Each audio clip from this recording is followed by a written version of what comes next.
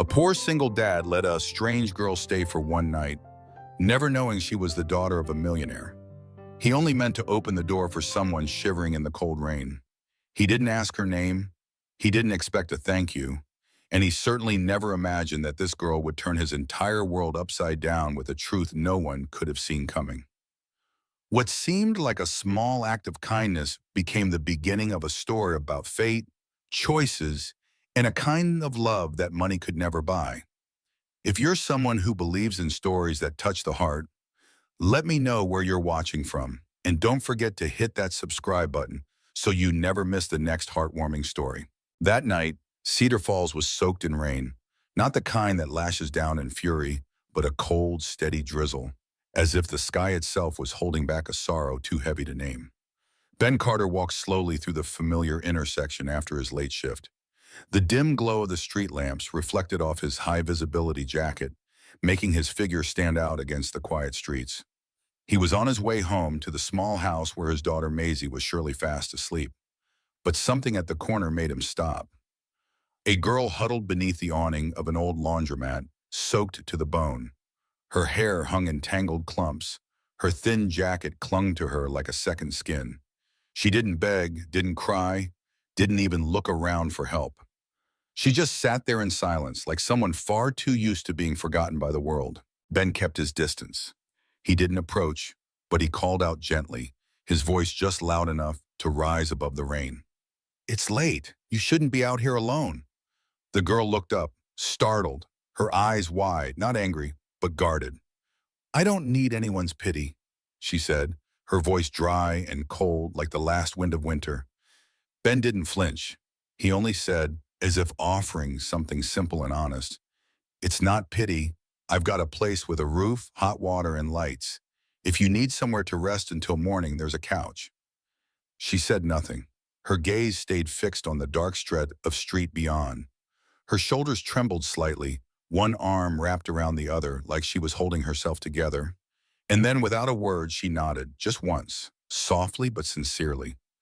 Not because she trusted him, not quite because she felt safe, but because sometimes a person just needs a place to breathe, even if only for a night. They walked side by side, not speaking. When they reached the house, Ben opened the door and turned on a warm yellow light. "Shoes off on the mat," he said softly. "Couch is yours tonight. There's a blanket in the cupboard. Bathroom's on the right. Takes a while for the water to heat up, but it will." She nodded again, a little quicker this time. Ben placed a mug of hot water on the table along with a handwritten note. "If you need to call someone, there's a landline on the wall. Please don't open the bedroom door. My daughter's a light sleeper." The girl, Sophie, sat down, wrapping her hands around the cup. The warmth crept slowly into her frozen fingers. A small house, a stranger, no questions, no judgment, just an open door. And sometimes kindness doesn't need to be more than that. The morning light filtered through the curtains, gentle as a hand, soothing after a stormy sleep. Sophie opened her eyes, momentarily unsure of where she was. A thin blanket lay across her body, a cup of water, now cold, rested on the table, and a faint, warm scent lingered in the air. Everything felt unfamiliar, yet not frightening. Just seconds later, she remembered. She was on the sofa in a small house, the one where a man named Ben had opened the door to her the night before. A burst of laughter rang out from behind the partition wall. A small, chiming voice followed, bright as wind chimes. "Dad, the eggs are burning!" Sophie sat up, ran a hand through her tangled hair, and stepped quietly toward the sound. In the tiny kitchen, a little girl around 6 with softly curled hair was standing on a wooden chair, wielding a wooden spoon like she was commanding the universe. Beside her stood Ben, holding a frying pan, his expression somewhere between embarrassed and patient. The girl turned around when she noticed Sophie. Her wide eyes grew even rounder, then lit up as if she'd just seen something wonderfully exciting. "Are you the princess who slept on the sofa?" she asked, her innocent voice making Sophie laugh. A real laugh, unforced and free. "I suppose I am," Sophie replied, crouching down to meet her gaze. "And who might you be?" "Maisie, 6.5, the girl declared proudly. "Dad said a girl got caught in the rain, so he let you stay over. Just like a fairy tale. The only thing missing is a talking cat." Ben turned, his cheeks red from the egg mishap. "We're attempting breakfast," he said, "but we may need a rescue team." Sophie glanced around the kitchen and hesitated. "I'm not exactly a great cook, but I can help clean up the chaos." "Good enough," Ben grinned. "In this house, as long as nothing explodes, you are qualified." The three of them maneuvered through the small space. Maisie spread butter on toast, her hands covered in crumbs, as she hummed an unrecognizable tune. Ben gave the eggs another try. This time they were only slightly burned. Sophie fumbled with the pancake batter, spilling a bit on the floor, which sent Maisie into a fit of giggles. "It's okay," she said, handing Sophie a napkin. "Dad spills stuff all the time." Sophie looked at the little girl, then at Ben. She didn't know why her eyes stung a little. Maybe it was because she wasn't used to kitchens. Or maybe it was because, in all her life, she'd never felt like she belonged in one. They sat down around the small wooden table. The eggs were a bit salty, the pancakes slightly burnt, and the orange juice was probably the only perfect thing, but no one complained. Ben chewed thoughtfully and said with mock seriousness, "I think this might be the best breakfast all week." Sophie raised an eyebrow. "It's only Tuesday." Ben winked. "Exactly, the rest of the week doesn't stand a chance." Maisie nodded solemnly, as if that was the most obvious truth in the world. Sophie giggled, then realized she'd laughed more in the past hour than in the entire month before. And in that moment, in a kitchen filled with the scent of burnt butter and the chatter of a child, Sophie began to understand family isn't the place you were born into. It's the place where you're seen, where you're heard, and where someone pulls out a chair for you at the table, even when all you bring with you is a pair of rain-soaked shoulders. That afternoon, after washing the dishes and tidying up the kitchen, Ben poured Sophie a glass of water, then hesitated before saying, "I know the owner of the laundromat on Oak Street. They're short-staffed right now. It's nothing fancy, but if you want to give it a try, I can take you over." Sophie went quiet for a few seconds. She wasn't used to people offering her options. No prying, no judgment, just a gentle suggestion, like a small door cracking open at just the right moment. She nodded. The laundromat was right on the corner, its painted sign peeling, windows fogged with steam, and the scent of detergent lingering in the air. The woman behind the counter looked Sophie up and down, not warmly, but not unkindly either. "Are you a friend of Ben?" she asked.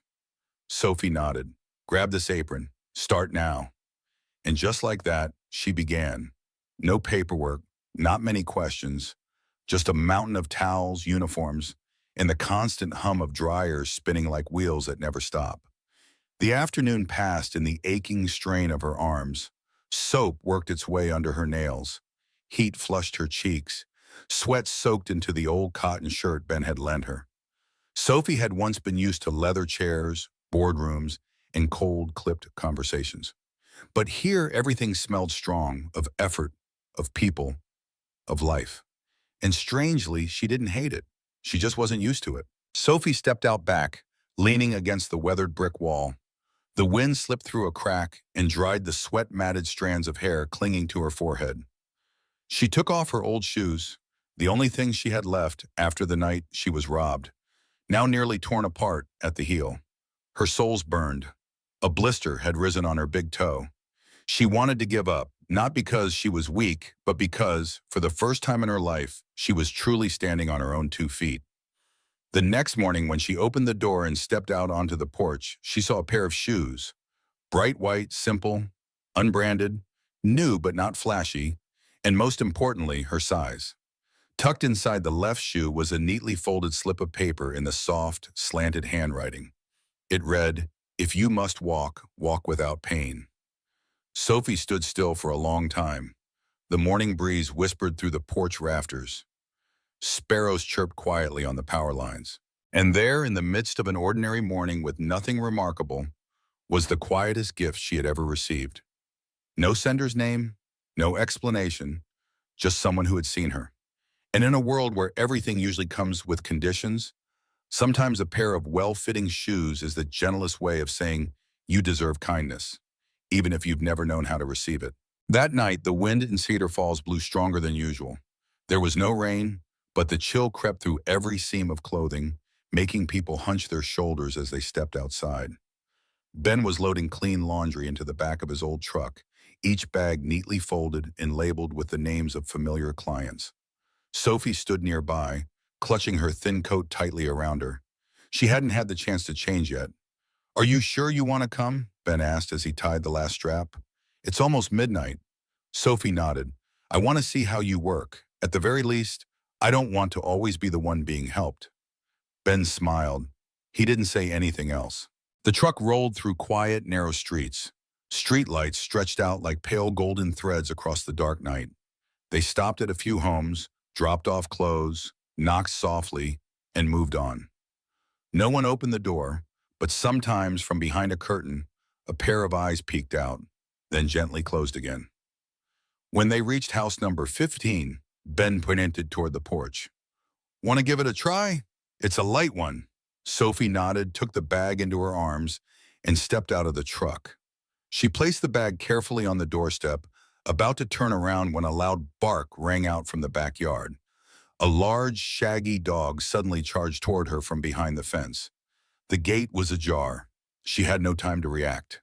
Panic seized her. She stumbled over the edge of the curb, her ankle twisting sharply as she fell hard to the ground. Her hands scraped against the rough cement, burning with pain. Ben's footsteps came thundering behind her. "Back up!" he shouted as the dog lunged closer. The animal halted just before reaching her, then turned back into the yard as if it had simply been doing its job. But Ben was already kneeling at Sophie's side, the panic in his eyes impossible to hide. "Are you okay?" His voice was hoarse, his hands trembling as they reached for her shoulders. Sophie forced herself upright, swallowing the sharp ache in her ankle.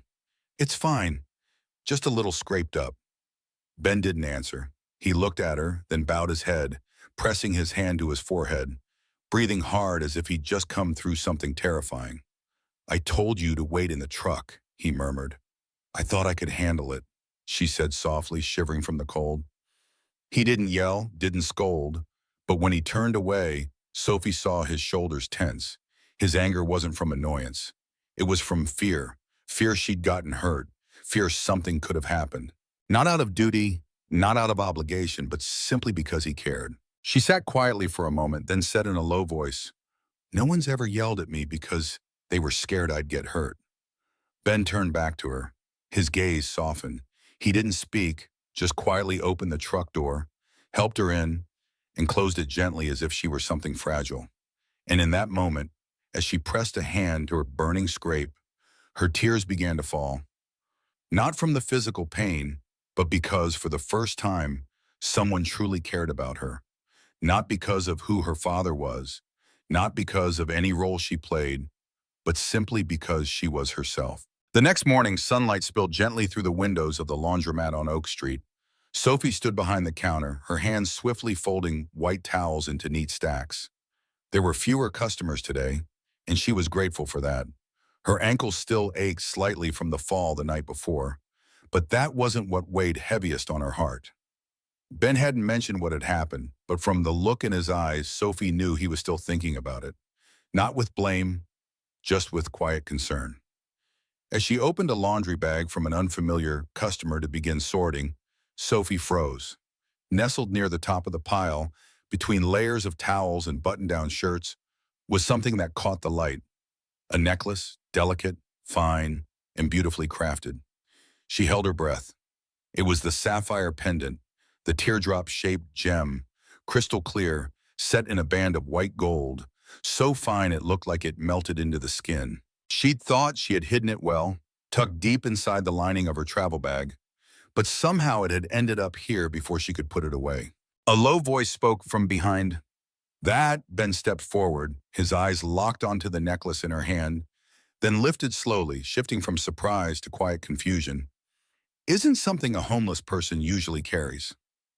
There was no anger in his tone, just stillness and the unmistakable sense that something important had just changed. Sophie didn't speak right away. She tightened her fingers around the chain, then slowly laid it on the counter. "You're right," she exhaled softly. "It's not." Ben waited. No pushing, no pressure.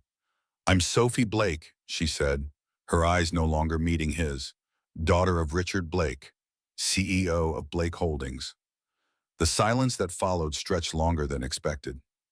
Then why are you here? Because I don't want to be there anymore, she replied, her voice barely above a whisper. I was tired of being watched, controlled, turned into the person everyone expected. I ran away, changed my SIM card, threw away my wallet, kept only a few things like that necklace. It used to belong to my mom. Ben said nothing. He just looked at her, as if trying to reconcile the girl who'd shared breakfast with him these past few mornings, who had hobbled on a bleeding ankle, who had scrubbed towels in steaming basins of water. I wasn't trying to fool you, she added. I just didn't know when I'd trust someone enough to tell them. Holding something back is still a kind of lie, Ben said quietly, not accusing but unable to hide the sting of disappointment. Before Sophie could respond, the shop's bell chimed. A stranger stepped in, wearing a leather jacket and a low-brimmed cap. He didn't look at anyone. He simply raised his phone and, with a sharp click, took a photo. Got it, he muttered. 5 days missing, and here she is, folding towels in a laundromat. Sophie went pale. Ben immediately stepped between her and the camera. Who are you? Just someone who got hired, the man said with a smirk. Her father wanted to know where his daughter was. Pays very well for that kind of info. Ben's jaw tightened. Leave now. You can't stop this, the man replied, backing toward the door, still snapping photos. A girl like her, she can't hide forever. As the glass door clicked shut behind him, Sophie collapsed onto a wooden chair, burying her face in her hands. Ben stood there frozen, not because of who she was, but because he knew someone had just stolen the only sense of safety she'd just begun to find. It rained again. Not like the first night they met, no sudden downpour, but a steady, lingering drizzle, as if the sky itself mourned something about to be lost. After the unexpected photos at the laundromat, Ben didn't wait. He took Sophie home, told her to pack quickly, only what was truly necessary. Then he made a call next door to an elderly woman with silver hair and a voice soft as linen, someone always ready with open arms when needed. Maisie's staying with Ms. Green tonight, Ben said, throwing on his old raincoat. She's got hot chocolate and comic books. She'll be fine. Sophie nodded, but in her heart, nothing felt fine. They got in the truck. Streetlights smeared golden streaks across the fogged windshield.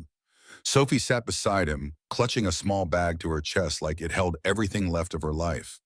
A life that, from this moment, could veer into something entirely unforeseen. Ben didn't ask if she was ready, didn't tell her what she should do. He just drove, his fingers gently tightening around the wheel, his eyes steady and still, like puddled water in the night. But when the truck turned back onto the small street, they both froze. A sleek black car was parked directly in front of Ben's house, its headlights blazing, splitting the darkness in two. Two men in raincoats stood at the gate, stiff as statues, and between them, tall, silver-haired, with a worn but unwavering face, stood Richard Blake. Ben eased on the brakes, then looked over at Sophie. We can keep driving. She shook her head. No, I can't keep running. They stepped out. Rain hit their shoulders, cold to the bone. Sophie walked slowly. Ben stayed beside her, but never ahead. Richard saw them and blinked. So, you finally show your face, he said without greeting. Ben stayed calm. She's not an object. She wasn't hidden. She just needed a place to breathe. Richard glanced around at the small house, the low roof, the misted windows. Breathe here? He laughed. This house couldn't hold a fraction of what she once had. What do you think you can offer her besides a rusty roof and burnt toast? Sophie lifted her head. Dad, I once had everything except peace. Richard didn't budge. You think love is something wrapped in napkins and served with burnt bread every morning? You don't belong here. Maybe not, she answered, her eyes brimming. But at least here, I get to be myself. Ben didn't interrupt. This wasn't his battle. But when he saw Sophie's shoulders tremble, he reached out and gently touched her back. A silent gesture that said, I'm here. Richard looked at them both and sighed. Come home. The car is waiting. People have seen you here. You don't want the world thinking a Blake girl ran off with someone like this. Sophie didn't answer right away, but when she turned to Ben, her eyes softened. Thank you for not asking anything, for seeing me, even when I couldn't see myself. Ben nodded, unsure he could say anything that would be enough in that moment. Sophie turned away. Her steps were heavy. No one forced her. No one held her back. But it was the kind of walk that comes from surrender. When someone knows they're leaving behind something beautiful simply because they no longer have the strength to fight for it. Ben stood beneath the awning, didn't call after her. He just watched the taillights disappear into the rain, as if he understood that sometimes the most precious things don't leave for lack of love, but because love alone isn't always strong enough to hold them against the weight of everything else. After that rainy night, the little house in Cedar Falls fell into a strange kind of silence. No more morning giggles, no more clinking dishes, or the cheerful scent of burnt toast drifting from the kitchen. Ben woke up earlier than usual, made coffee in silence, and sat for a long time by the window, staring out at the damp, chilly street without knowing what he was looking for. Maisie didn't ask many questions. She was simply quieter, no longer singing little songs while she played. Every night she turned the nightlight up brighter than before. Every morning she lingered at the front door just a bit longer before heading out to the school bus. Ben didn't tell her why Sophie had left. He simply said, "Sometimes people have to go, not because they don't care, but because they haven't figured out how to stay." Maisie started coughing. At first, it was just soft coughs in the middle of the night. Then came the fever, the chills, her lips pale, even under 3 layers of blankets. Ben took her to the neighborhood clinic, thinking it was just a mild cold. But her temperature spiked above 104, her body trembling uncontrollably. He scooped her into his arms and rushed to the car, his hands shaking as he turned the key in the ignition. The Cedar Falls Central Hospital glowed under harsh white lights. Sirens blared. Names were called over the PA system. The cold, sterile hallways made Ben feel like his heart was splintering, piece by piece. A nurse received Maisie, wheeling her into the emergency room while Ben sat in the waiting area, still clutching her small backpack. Inside was a worn, yellow stuffed bear. A financial officer approached, clipboard in hand. "We need to confirm a deposit, around $6,000, to begin testing and IV fluids." Ben stood frozen as if punched in the chest. He pulled out his wallet, counted a few crumpled bills, 130 in total. "Is there a way to split it up?" "I'll pay in installments. I work 2 jobs."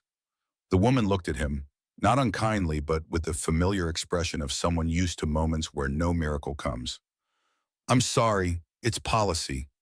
And then a voice rang out from the end of the hallway. "I've got it." Ben turned sharply. Sophie stood there, rain dripping from her hair, her dark coat soaked with droplets like she'd run across the entire town. She didn't wait for a reaction, stepped up to the desk, pulled a card from her wallet, and laid it down. "Bill all treatment costs under my name. Room fees, meds, tests, everything." The clerk looked up. "Are you a relative of the patient?" Sophie glanced at Ben, then back. Her voice was soft but steady. "I'm connected, not by blood, but by heart." Ben couldn't say a word. He just looked at her as if in a place that felt numb and indifferent. Someone had come back, not out of duty, not out of obligation, but because she simply couldn't stay away when part of her had never truly left. When the doctor announced that Maisie's condition had stabilized and she could be discharged in a few days, Ben finally exhaled, like he'd only been breathing halfway for days. But Sophie quietly stood, meeting his eyes with a gentle gaze that made no promises. Sophie returned to Minneapolis. The elevator leading to the 28th floor of the tower where her father lived moved almost soundlessly. Only the faint beat of her heart accompanied her, steady and sure, like her footsteps. When the doors opened, the hallway stretched long, its marble floors gleaming, recessed lighting casting a soft glow, and the air so unfamiliar it felt cold. Her father, Richard Blake, stood by the window.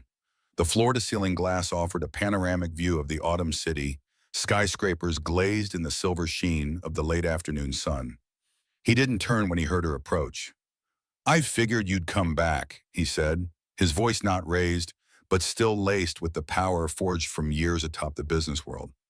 "I didn't come back," Sophie replied gently. "I came to talk." Richard turned. His eyes flicked quickly over her loosely tousled hair, her worn shoes, and the eyes that no longer held fear. "Your little game has gone on long enough, Sophie. You have an entire future laid out, secure, respectable, and worth being proud of. Don't throw it away over a whim. Sophie stepped fully into the room, not sitting, only standing before him. I'm not throwing anything away. I'm doing something you never allowed me to do, choosing myself. Richard frowned. You don't understand. Real life isn't some fairy tale about love and burnt toast. You need more than that. You deserve more. She smiled faintly. You think I deserve this penthouse? Luxury cars, stock shares, and cocktail parties full of people who don't actually care. I used to think so too. But now I know. I just want a place where someone makes me breakfast in the morning, even if it's simple. A place where I'm heard, even when I don't say a word. Richard fell silent, his face flickering with something, uncertainty maybe, but he still didn't soften. You'll regret this, he said slowly.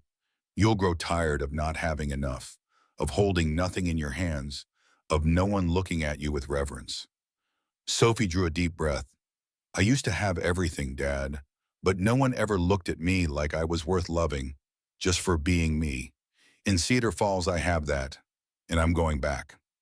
Richard stared at her for a long time, so long the air itself felt heavier.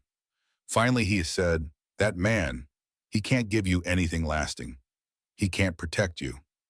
He already did, Sophie answered, eyes steady on his. Not with money, but with presence, and that's the only thing I need. She turned and walked away, no regret, no guilt, each step lighter than the last. And for the first time in her life, Sophie wasn't leaving to run away. She was leaving to return. The morning sky over Cedar Falls was unusually clear.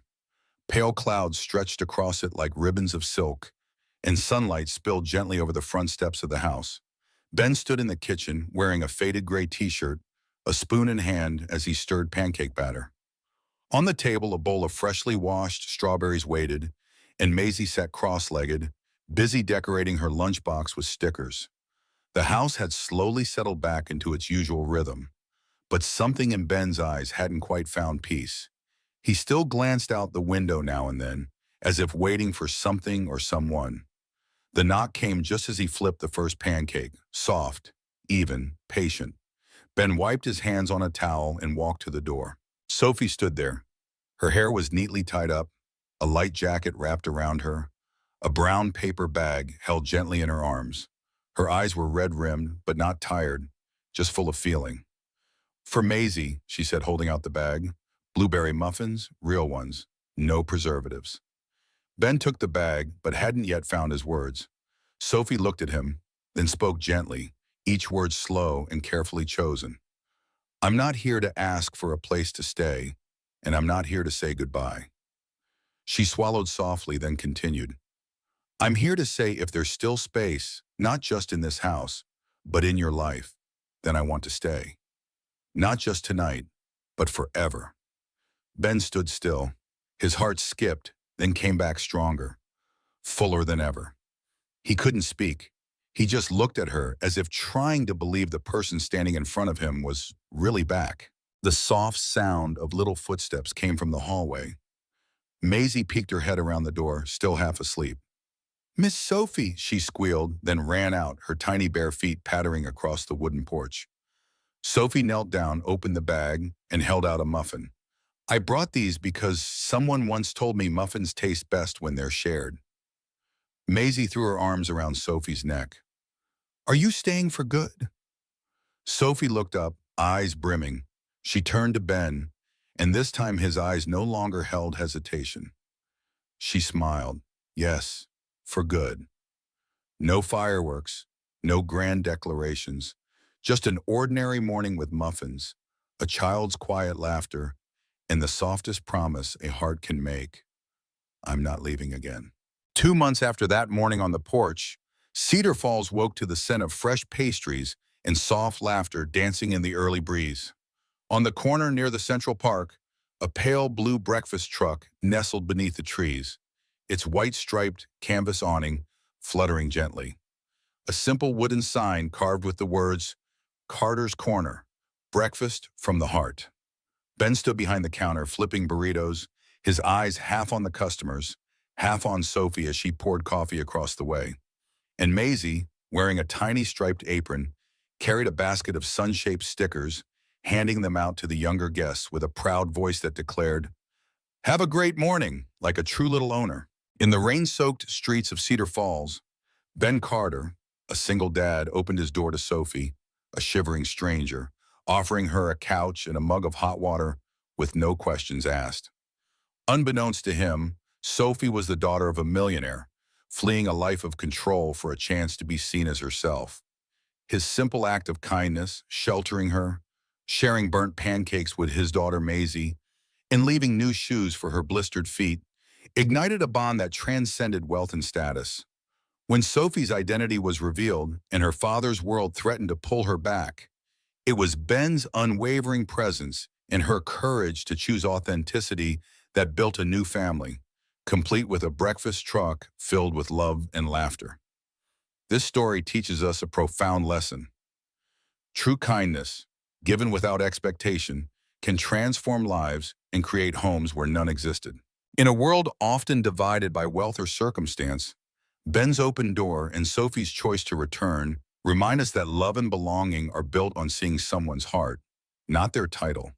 It's a call to offer compassion freely, to embrace vulnerability, and to trust that even the smallest gestures, a pair of shoes, a shared meal, can forge lasting connections. Their journey from a rainy night to a sunlit morning shows that family is chosen, not inherited, and that home is wherever love resides. If this story warmed your heart, share in the comments. Has a simple act of kindness ever changed your life? Tell us where you're watching from and if you believe in choosing your own path.